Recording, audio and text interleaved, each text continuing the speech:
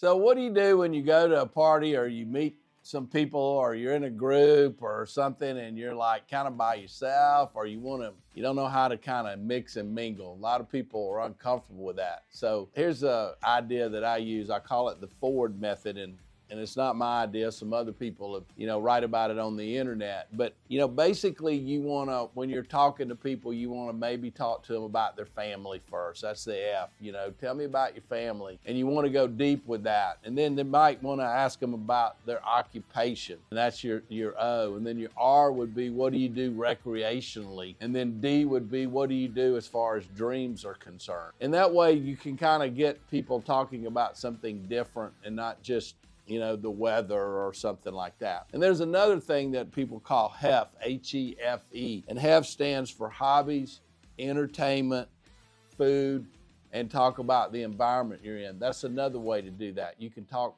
to somebody about that. So if you can think of some little way you can put something together in your head, then when you get to somebody and you're having a conversation with them, you can kind of go through that. Remember, as long as you're asking them questions and they answer your question, and then you ask them another question about how they answered that first question, you always have great conversations. Because most people are in a social conversation, like, how you doing? I'm doing fine. How you doing? I'm doing fine. What'd you do yesterday? We did so-and-so. What are you gonna do tomorrow? I'm gonna do so-and-so. Nobody's getting anywhere because everybody's trying to figure out what they're gonna ask and what they're gonna say next. They're not really listening to what the other person's saying. So if you're actively listening and you ask somebody a question, about their family, and they say, oh, my wife and kids, tell me about your kids. Well, my daughter's in college. Well, what school is she at?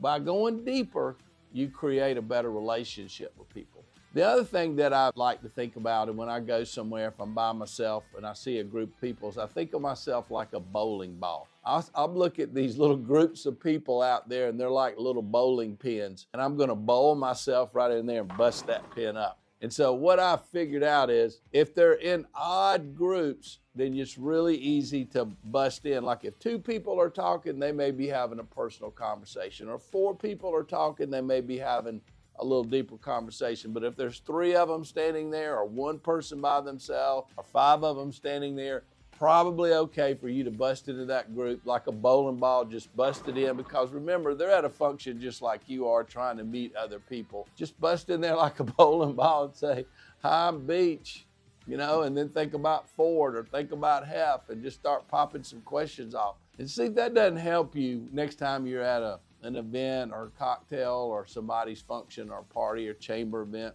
something like that. Think of something pre-planned in your mind like F.O.R.D, so when I go in there, that's what I'm gonna start with.